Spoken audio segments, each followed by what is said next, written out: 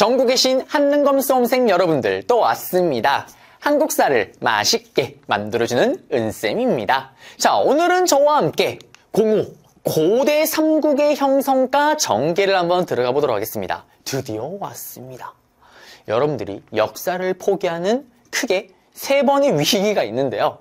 그 첫 번째 위기가 바로 여기입니다. 삼국시대 여러 명의 왕들이 수십 명이 두둥둥둥둥 등장을 할 때 여러분들이 멘탈이 나가버리죠.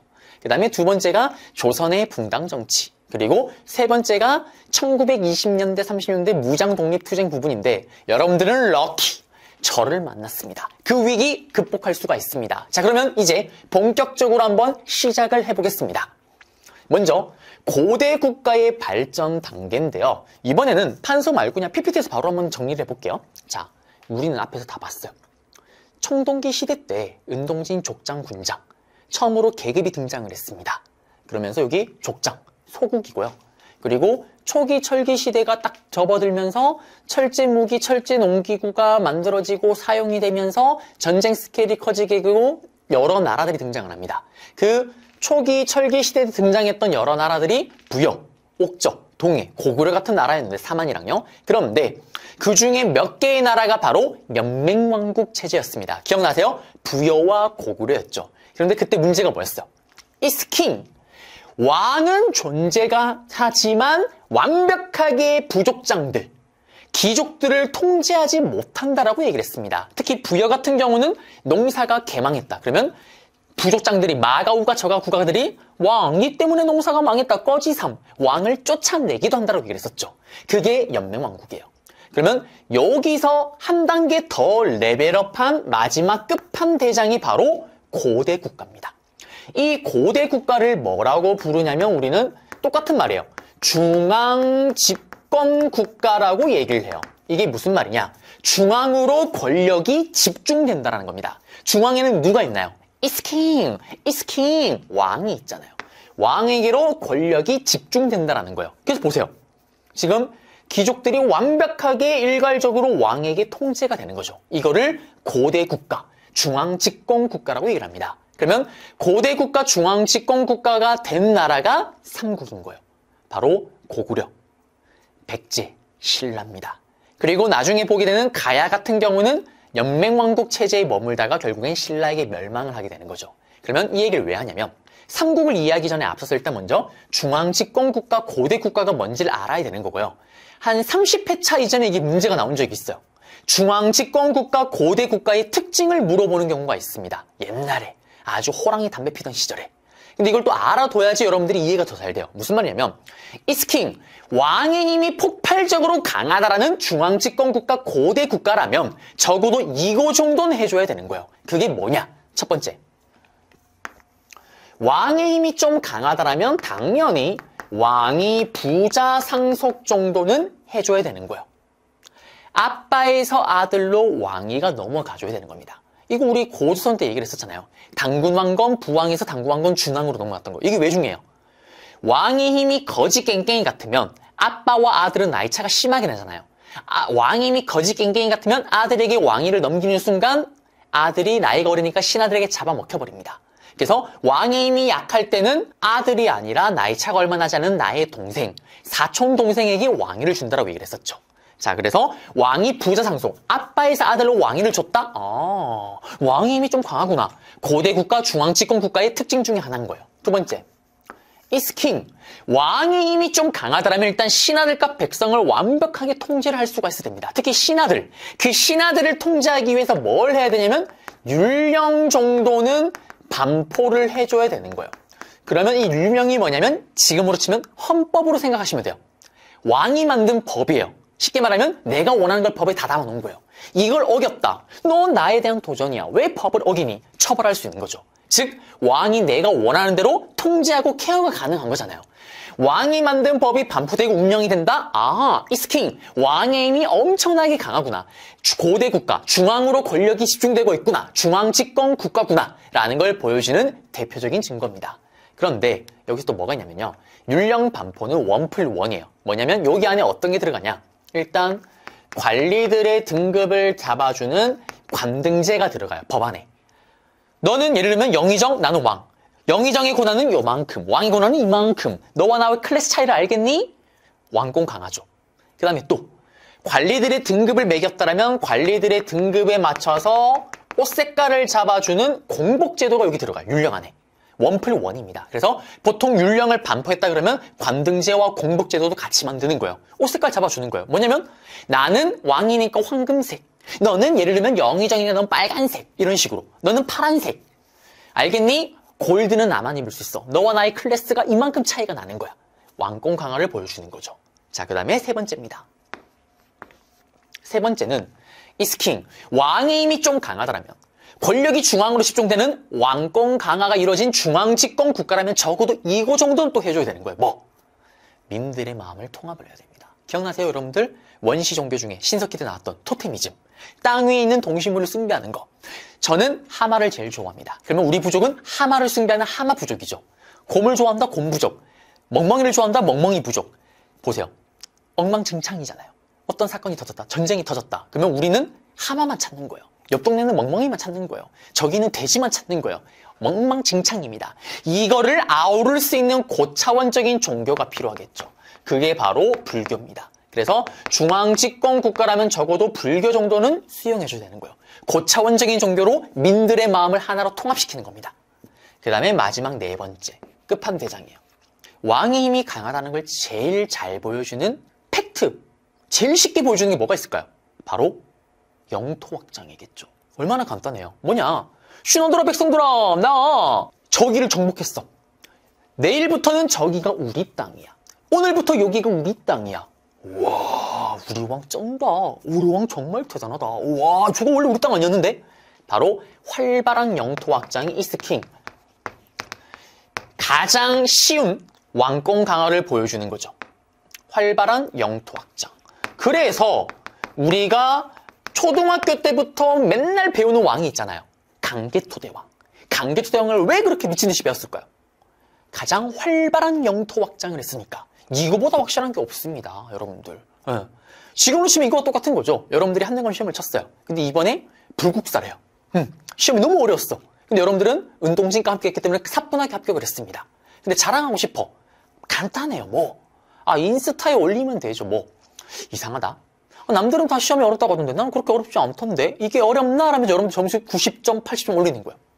어떻게 될까요? 이야, 친구들이 이야, 이 새끼 정말 재수없다. 재수없지만 성적은 팩트잖아요. 정말 얘는 재수없긴 하지만 한국 사람 공부 잘하는 거 맞네. 뭐 여러분들이 구차하게 막 전화해서 나 합격해 할 필요 없어. 딱 올리면 끝이죠. 저도 마찬가지예요. 저도 자랑하고 싶은 게 있으면 제 인스타에 탁 올립니다. 그럼 끝이에요. 자, 그게 바로 이 당시 때는 활발한 영토 확장입니다. 보세요. 시험 문제 나오기 딱 좋죠. 4개잖아요.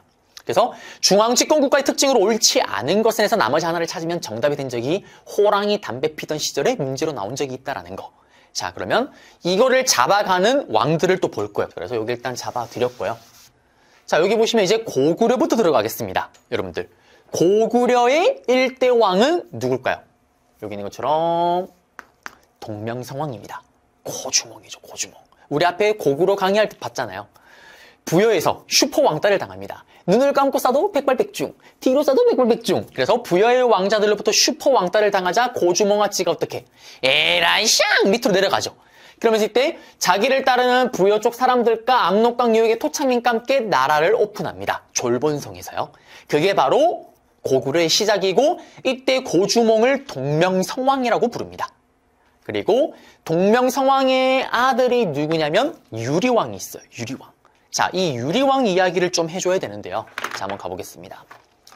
이 고주몽아찌가요, 부여에서 슈퍼 왕따를 당하고 내려올 때 사실은 부여에 결혼을 해서 본인의 와이프가 있었어요. 근데 그 와이프가 배가 한창 불러는 임신을 한 상태였습니다. 그러자 고주몽이 이렇게 얘기를 하죠.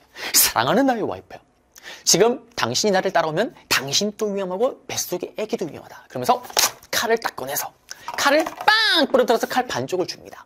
만약에 태어난 아기가 남자애라면 이 칼을 들고 나를 찾아와라. 네, 이게 사실은 소리가 나는 칼입니다. 칼을 찾아와라. 그러면서 내려가죠. 자, 그런데 또 문제가 있어요. 내려갔는데 고주몽이요, 고구려를 오픈하고 세장가를 갑니다. 그리고 세장가를 가서 2명의 아들이 태어나죠. 그게 바로 비류와 온조예요. 막장 드라마의 스토리입니다. 오늘날 같으면 고주몽 희대의 개쓰레기라고 욕을 먹을 거예요.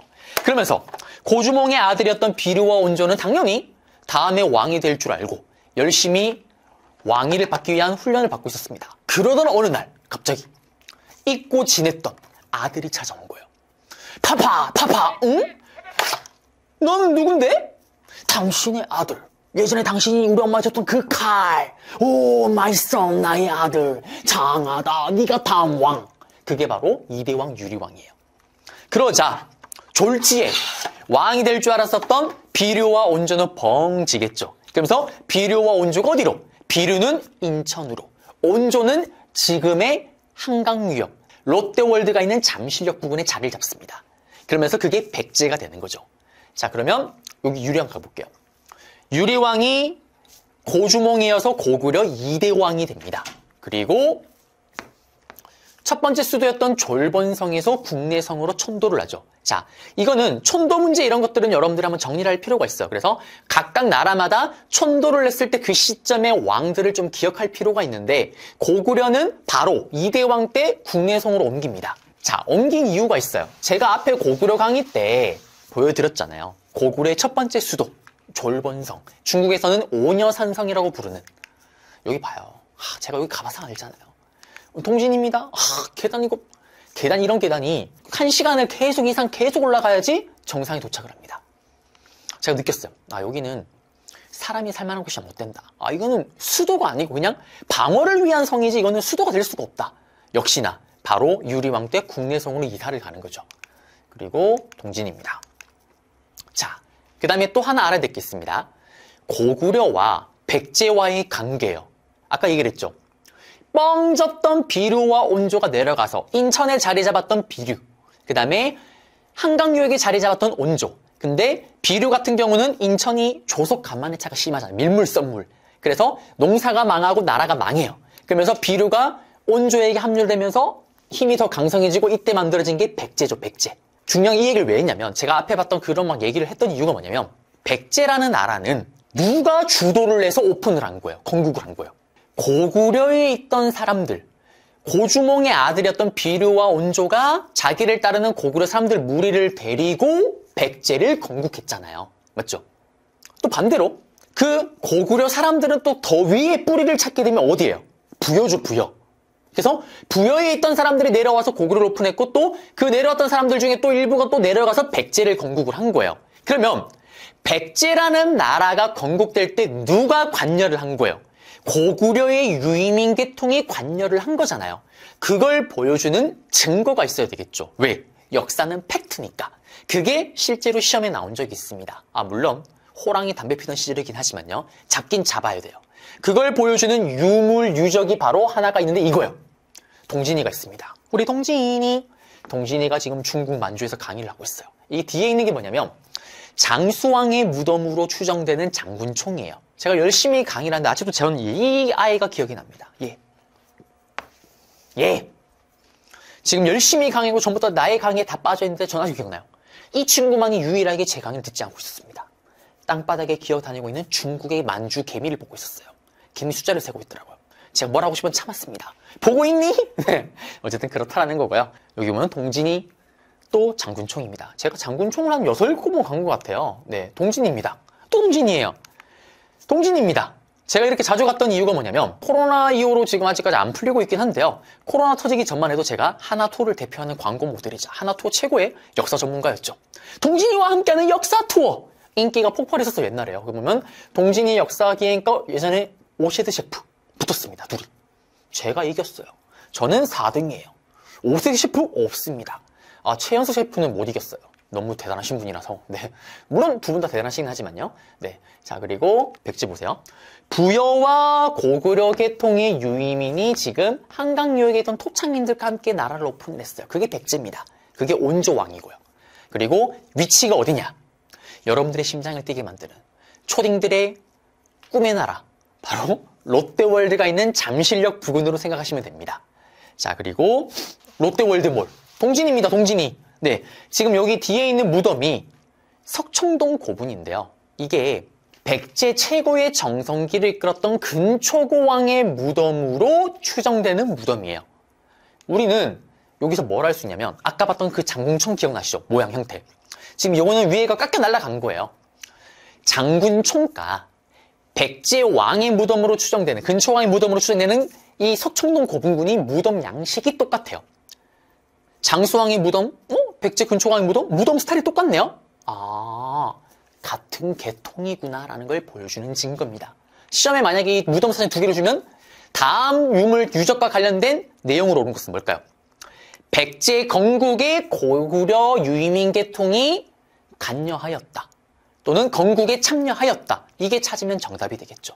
그래서 나올성 하나 잡아드렸고요. 여러분들이 또 백제 수도를 알아야 돼요. 우리 고구려 수도 일단 봤었죠. 국내성으로 옮겼던 거, 졸본에서 국내로 옮겼던 거는 고종몽이 죽자마자 바로 유리왕 때. 제가 사진도 보여드렸잖아요. 수도로 삼기 너무나 허접하다니까요. 너무 방어인이 최고예요. 수도가 되기에는 너무나 불편해요. 자, 그리고 또 봐서 이제 백제입니다. 백제는 수도를 또 3번 옮겨요. 위웅사, 위웅사, 위웅사, 위웅사. 위례성, 한성에서 위웅사, 위웅사, 위웅사. 웅진사비로 수도를 3번 옮깁니다. 이 웅진과 사비로 옮길 때 왕들이 있어요. 그 왕과 관련된 스토리가 시험에 단독으로 출제가 잘 됩니다. 그래서 잡으셔야 되는 거고 걱정하지 마세요. 제가 다음 강의부터 잡아드릴 거예요. 위웅사, 위웅사, 위웅사. 위례성, 한성, 웅진, 사비로 옮기는 거예요. 그리고 또 프리퀄 형태로 또 알아야 되는 게 한강이 중요해요. 삼국의 정성기를 알려면 뭘 보면 되냐? 지도에서 한강을 어느 나라가 먹는지를 보면 돼요. 한강이 백제 땅이네? 백제 정성기입니다. 신라 땅이네? 신라 정성기예요. 그래서 본의 아니게 가장 먼저 한강유역에서 시작을 했던 백제가 가장 먼저 정성기가 옵니다. 4세기 때. 그리고 100년 후에 정성기가 바뀌어요. 장수왕 때. 바로 고구려 정성기고요. 그 다음 6세기 때. 삼국을 통일한 게 누구예요, 여러분들? 신라잖아요. 그러니까 신라가 가장 마지막에 정성기가 오겠죠. 그래서 여기 내용까지 잡아드렸고요. 자, 그러면 한강이 그러면 왜 중요하냐? 한강을 차지하게 되면 선생님 왜 그럼 정성기가 오는 거예요? 오늘날 수도라서요? 전혀 관련 없습니다. 그거와는. 자, 한강유역이 왜 중요하냐? 한반도 전체를 봤을 때 가운데 있잖아요. 첫 번째, 교통의 요지입니다. 그다음 2번째, 한강이 있잖아요, 여러분들.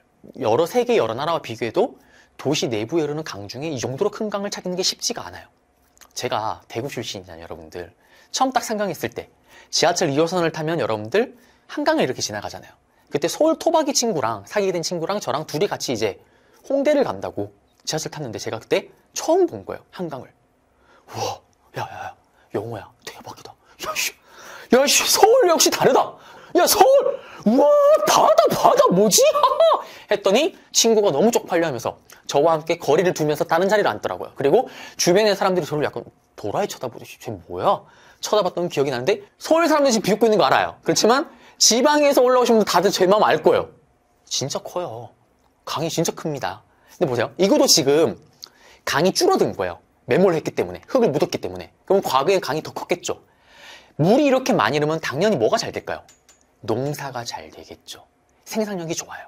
그러면 농사가 잘 되니까 사람들이 알아서 구름대처럼 모여들겠죠. 인구가 많습니다. 그 다음에 또 한강에서 배를 타고 서해안, 황해안으로 가게 되면 중국으로 다이렉트로 갈 수가 있는 거예요. 중국의 선진문물을 받아들이기가 너무 좋은 거예요. 그래서 서로 이 한강을 못 차지해서 안달이고 실제로 한강을 차지하게 되면 최고의 정성기가 오게 되는 겁니다. 그래서 요거는 잠깐 설명을 이렇게 해드렸고요. 자, 그 다음에 이제 신라로 가보겠습니다. 신라는 박혁거 세아찌가 만들었는데요. 자, 중요한 게 뭐냐면 이거예요. 왕호변천인데요. 이 외우는 게 아니에요. 신라라는 나라는 삼국 중에 발전이 제일 늦어요. 그래서 처음부터 왕이라는 칭호도 불리지를 못했고요. 거서간이라는 용어로 불려요. 우리 마가, 우가, 저가, 구가. 그 가가 간으로 바뀐 거고 이제 여기서 징기스칸처럼 칸으로 바뀌는 건데 거서간, 그 다음에 차차옹, 이사금, 마리간 그리고 왕이란 칭호를 쓰는데 여러분들 왕이란 칭호를 처음 쓴 왕 나중에 단독으로 시험에 나올 거고요. 정리해드릴 거예요, 나중에. 그 다음에 마리간이란 용어를 쓴 사람 또 시험에 나올 건데 보세요. 이걸 외우라는 게 아니라 이 용어를 다 줘요, 여러분들. 거서간, 차차옹, 이사금, 마리간, 왕을 다 줘요. 이걸 통째로 줍니다. 다음과 같은 왕호변천이 있었던 나라에 대한 설명으로 옳은 것은 신라잖아요. 신라를 물어보는 거예요. 그럼 정답이 뭘까요? 화랑제도가 있었다? 정답. 골품제도가 있었다? 정답. 찾으면 정답이겠죠. 아시겠죠? 그리고 거서간 차차홍인데 여기 보시면 여기 이사금까지는 박석김이 돌아가면서 왕을 해요. 특히 이사금이 대박이에요. 이게 용어가 뭐냐면 금이 이빨금이에요. 이빨금. 왕이 되고 싶다. 이때 어떡하냐. 박씨와 석씨와 김씨 부족 중에 한 명이 후보자를 내요. 돌아가면서 왕을 하는 거예요. 후보자를 내서 떡을 가지고 이빨로 앙 씹어 먹습니다. 그리고 어떻게? 떡을 봐요. 이빨수가 많이 찍힌 사람이 똑똑한 거예요. 그 사람이 왕에 오르는 거예요. 그게 이사금입니다.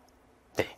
그리고 그 다음에 이제 마립간 왕인데 마립간부터는 이제 김씨 세습으로 바뀌어요. 요런 얘기들은 제가 다음 강의 때부터 다시 잡아드릴 거예요. 지금은 여러분들이 이런 왕호 변천이 있었던 거는 발전이 가장 늦었던 신라구나 라는 것만 아시면 되겠어요. 문제 하나 볼게요. 이거는 교재에 있는 문제는 아니고 보세요. 중급에 21회니까 지금이 우리가 60회 넘어갔으니까요. 도대체 언제쯤 문제예요? 근데 예전에는 여러분들 중급이라고 무시할 게 아니라 예전에는 중급의 레벨이 난이도가 지금의 심화랑 비슷해요. 이때 고급 문제 보면 지금 심화보다 더 어렵습니다. 그냥 그렇다라는 거고요. 보시면 보세요. 떡을 깨물어 보겠죠. 이빨이 많으니 내가 나라의 주인 되주세요. 내가 이 나라를 다스리겠죠. 박석김이 어떻게 돌아가면서 이빨을 씹어먹는 아름다운 스토리. 네. 그래서 이 시기 때 모습, 신랑 모습을 물어보고 있는 거예요. 좀 어렵긴 한데 이건 지금 보시면 이건 정답은 일단 2번이죠. 이사금 칭호. 중앙집권 체제. 왕임이 강한 거예요. 이게 박석김이 돌아가면서 왕을 하는 건데 아니죠. 이거 나중에 배울 거고. 골품제가 해체되긴 뭘 해체돼요? 신라 망할 때까지 있는 거고. 한강의 주인 주도권 트랙의 최고 정성기 때인데 이때 박석김 돌아가면서 왕을 하겠어요? 아니겠죠. 정답은 2번이다라는 거고. 본격적으로 고구려부터 한번 시작을 해볼게요. 자, 여러분들이 또 하나 알아야 될 게 여기서부터 이제 본격적으로 시작이에요. 그리고 역사를 포기하는 이제 첫 스타트가 되는 건데 일단 이번 단원 챕터 같은 경우는 출제율이 좀 떨어지긴 하지만 오답 선지로 많이 활용되는 왕들이 있어요. 그래서 좀 잡으셔야 되는 거고 자 이제 고구려부터 갈 건데 일단 제 교재는 다른 교재와 다른 구성이 뭐냐가 있냐면 여기 파트에서는 어떤 책들을 보게 되면 고구려 따로, 백제 따로, 신라 따로 해서 각각 왕들을 따로따로 이렇게 정리를 해요. 그러면 안 돼요 여러분들. 제 걸 보시게 되면 고구려왕, 백제왕, 신라왕이 같이 묶여 있을 거예요. 시기별로 묶었을 거예요. 왜 그러냐면 동시대의 왕들을 같이 정리해서 같이 정리를 해야죠. 예를 들면 지금 보시면 동천왕이랑 고이왕이랑 예를 들면 동시간대 왕이에요. 이걸 따로 정리를 한다? 공부를 2번 하는 거잖아요. 강개토 대왕이랑 신라 내무왕이랑 같이 엮이는 스토리가 있는데 강개토 대왕을 따로 설명하고 내무왕을 왜 따로 설명해요? 한 번에 정리를 해야죠. 그래서 한 번에 정리를 할 겁니다. 일단 삼국이 이제 각각 중앙 집권국가로 가기 위해서 체제를 다지는 단계를 볼 건데 가장 먼저 태조왕이에요. 자, 그러면 여기서 이제 제가 고구려왕이 좀 되어줘야 됩니다. 제가 또 중국에서 산 슈퍼 아이템이 있어요. 우와, 또 이렇게 써줘야 됩니다. 근데 이게 또 불이 들어오기 때문에 많은 분들이 또 산만하다고 얘기를 하더라고요. 그리고 또 제 강의를 보고 또 각종 아이템을 보고 무섭다라는 분들이 계세요. 실제로 어머님들이 제 강의를 많이 보시면서 초등학생들이랑 또 같이 보시더라고요. 아이들과 함께. 그래서 일단 더듬이 이걸 보고 벌레를 닮았다고 또 싫어하시는 분들이 계시더라고요. 일단 뺐습니다. 짜잔. 자, 고구려의 태조왕인데요. 이 태조왕은 일단 6대 왕이에요, 여러분들. 고구려의 6대 왕입니다. 이상하지 않아요? 우리 흔히 태조라는 용어는 언제 써요, 여러분들? 태조 이성계, 태조 왕건. 보통 1대 왕한테 쓰잖아요. 근데 고구려 1대 왕이었던 고주먹은 동명성왕이었죠. 6대 왕이 지금 태조 왕이래요. 그럼 무슨 말일까요? 그만큼 6대 왕이었던 태조 왕이 1대 왕이 번갈 만큼 엄청난 일을 했기 때문에 태조 왕이라는 칭호를 주는 거예요. 어떤 거? 4가지의 왕공 항하 요소 중에 첫 번째, 제일 중요한 거. 활발한 영토 확장. 신나게 영토를 확장합니다. 어디로 가냐? 바로 중국이 만들었던 예전에 고조선을 멸망시키고 만들었던 한사군, 한나라가 만들었던 그 한사군 중에 하나였던 현도군을 어떻게 야호 쫓아냅니다. 그리고 옥저를 아흥아흥 먹어요. 활발한 영토 확장. 그게 태조왕이에요. 태조왕은 실제로 단독으로 시험에 출제된 적이 없습니다. 최근 20회차 안에서. 그리고 앞으로도 거의 마찬가지일 거예요. 그냥 오답 선지로 정도로만 좀 활용될 수가 있다. 이걸 바탕으로 보세요. 형제 상속이에요. 중요하진 않습니다. 중요하지 않아요. 보세요. 아직도 부자 상속을 못하고 있는 거예요. 자, 그 다음에 이제 고국천왕입니다. 고국천왕은 여러분들이 정리를 따로 하셔야 돼요. 고국천왕은. 고국천왕전 일단 우리 앞에 한사군. 이거도 그때도 얘기를 했지만 추정이에요. 추정. 정확하진 않습니다. 지금 논란이 분분해요. 그렇지만 요렇게 한사군이 있었고 앞에 봤던 태조왕이 요 현도군을 요동만주로 추출했다라는 거. 몰아냈다라는 거. 그리고 낙난군이 이거 기억나세요? 이 낙난군. 변한가 가야가 철을 수출했던 이곳이에요. 자, 그리고 이제 고국천왕을 볼 건데 고국천왕은 판서로 잡을게요. 고구려 고국천왕만 따로 빼서 하는 이유는 사실은 그만큼 시험에 잘 나온다는 건데요. 사실 고국천왕을 가지고 시험 문제에 단독으로 출제되는 경우는 상당히 떨어져요. 근데 왜 이렇게 제가 따로 뺐을까요? 다른 왕들의 문제가 나올 때 오답선지로 그렇게 많이 활용이 돼요. 그 다음에 경제사 문제가 나올 때 조선시대 경제사, 고려시대 경제사를 물어볼 때 오답선지로 그렇게 잘 활용되는 게 고국천왕과 관련이 있습니다. 우리 앞에서 고구려의 6대 왕이었던 태조왕을 봤어요. 무려 118세까지 삽니다. 그리고 시간이 흘러 몇 대 왕인지는 몰라도 돼요. 고구려 9대 왕이었던 고국천왕이 왕에 오르는데요. 이런 생각을 해요, 저는. 이름부터 여러분들 왠지 모르게 고구려틱하지 않나요? 나만 그렇나요? 왠지 모르게 이름부터 고구려틱한 고국천왕. 내가 바로 고구려의 하늘과 같은 왕이다. 내가 바로 고구려의 하늘과 같은 왕이다. 하늘과 같은 왕이라면 일단 기본적으로 신하를 좀 밟아줘야 되겠죠. 그래서 그 신하들 부족장을 통제하기 위해서 어떻게 하냐. 이거는 호랑이 담배 피던 시절의 문제였던 한 20회차 이전에, 더 훨씬 전에 한 30회차, 40회차 이전에 고국천왕이 시험 문제 단독으로 출제됐을 때 정답이 된 적이 있는 건데요. 그게 뭐냐면 부족장들의 힘을 약화시키기 위해서 이런 얘기가 있어요. 부족적이었던 오부를 행정적 오부로 바꿨다라는 얘기가 있습니다. 선생님, 이게 무슨 말이에요? 쉽게 설명 이렇게 생각하시면 될 것 같아요. 부족적으로 부족장들이 따로 놀던 이것들을 왕이 만든 행정구역 안으로 편입을 시켰다라는 거예요. 즉, 각각 따로 활동하다가 왕이 만들어 놓은 이 틀 안으로 부족장들을 끌어당겨 오는 거예요. 그래서 어떻게 통제를 하는 거죠. 그만큼 왕의 힘이 강해졌다라는 증거예요. 일단 고국천왕, 내가 바로 고구려의 하늘 같은 왕이다. 신하들아, 잘 나가는 부족장들아, 내가 만들어 놓은 행정적 오부 이 틀 안으로 들어와. 행정적 오부로 재편을 합니다. 부족적으로 따로 놀던 오부족장을 들어요. 그리고 또 내가 바로 고구려의 하늘 같은 왕이다. 이제 백성들을 통제해야 됩니다. 그래서 시험에 너무나도 잘 활용되는 게 나와요. 바로 을파소라는 재상의 건의를 받아들여서 진짜 큰맘 먹고 쌀을 대출해주는, 진짜 큰맘 먹고 쌀을 대출해주는 진대법이라는 제도를 시행합니다. 이게 뭐냐? 여러분들이 열심히 농사를 지었어요. 근데 어떻게 이런 젠장 빌어먹을 농사가 완전 폭망해버린 거예요. 완전 망해버린 거예요. 그러면 손가락만 쪽쪽쪽 말겠죠. 굶어 죽을 순 없잖아요. 이때 누가? 왕이 쌀을 빌려주는 거예요. 그럼 어떻게 될까요? 백성들의 왕에 대한 충성심은 불타오르네. 불타오르겠죠. 그리고 무상으로 빌려주는 게 아니라 빌려줬으면 그 다음에 농사가 잘 되면 이자를 쳐서 조금 갚게끔. 그게 바로 진대법입니다. 어쨌든 백성들을 위해서 베풀었던 거, 진짜 큰맘 먹고 쌀을 대출해줬던 진대법. 어떻게 보면 민생 안정 정책이고 민들을 구휼하기 위한 정책이었죠. 이게 고국천왕의 제도입니다. 만들었던 제도예요. 그래서 진대법이나 이런 내용들은, 특히 진대법은 고국천왕의 단독 문제보다는 다른 경제사 문제나 고려, 조선, 발해, 통일신라 경제 문제 때 오답선지로 그렇게 많이 활용이 된다라는 거. 또 이렇게 나올 수도 있겠죠. 소옥제를 던져놓고 예를 들자면 다음 자료와 관련된 나라에 대한 설명을 오른 것은 진대법을 시행하였다. 고구려 제도 맞잖아요. 정답이 될 수도 있다라는 거. 그래서 나올 수 있는 거 다 알려드렸고요. 사료랑 문제를 좀 볼게요. 여기 보시면 이 사료입니다.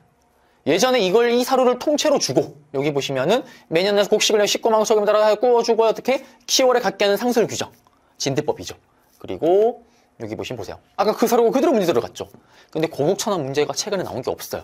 중급 19회까지 내려갔습니다. 그래서 여기 보시면은 정답은 방위명을 가진 오부인데, 사실 이거는 행정적 오부, 왕이 만든 구역 안으로 편입을 시켰다라는 건데, 이렇게까지는 이제 안 나오겠지만 아까 얘기했던 것처럼 진대법이 오답선지로 정말 많이 활용이 될 거라는 거 기억을 해주시고요.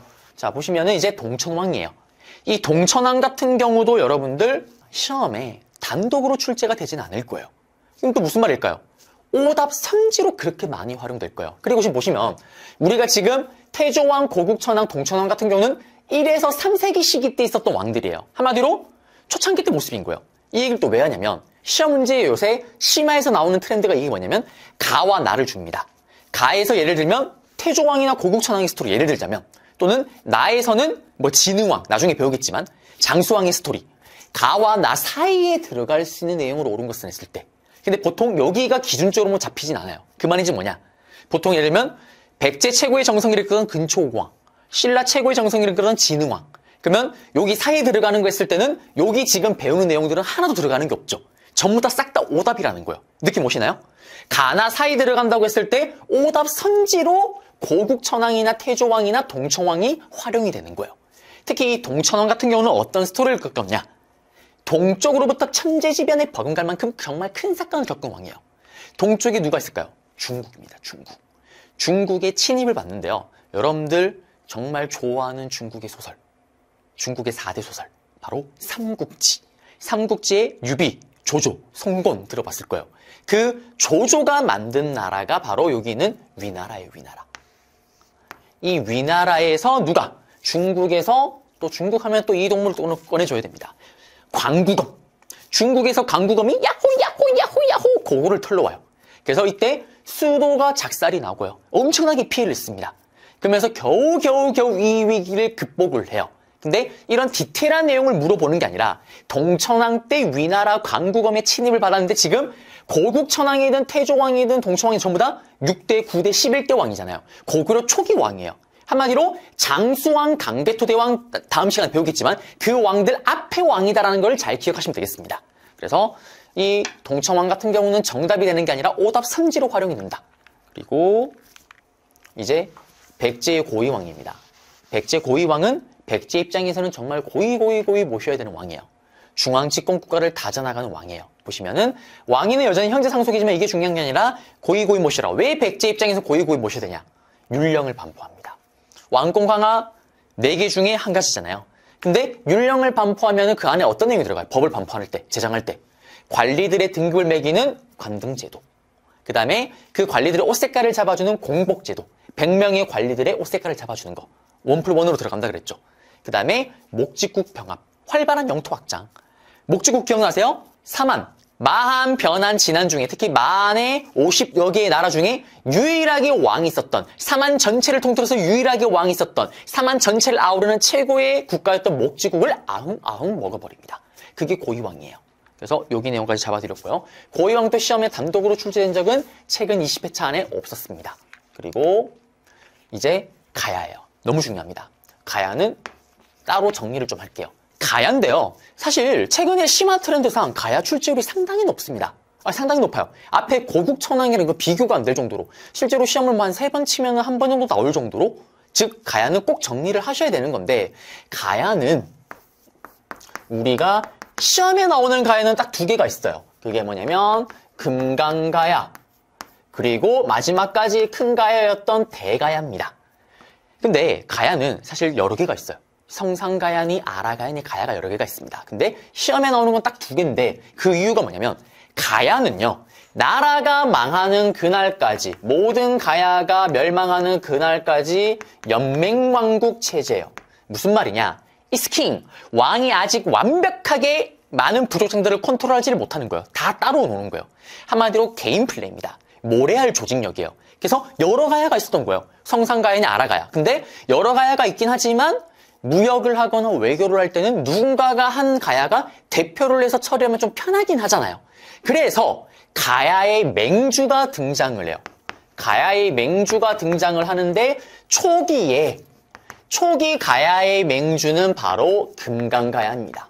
그 다음에 가야의 후기 가야혁명의 맹주는 마지막까지 큰 가야 대가야가 돼요. 근데 지금은 여기 금강가야부터 먼저 한번 보겠습니다. 대가야는 다다음 강의 때부터 볼 거고요. 자, 그러면 금강가야 얘기를 할 건데, 그러면 금강가야는 누가 나라를 오픈했냐?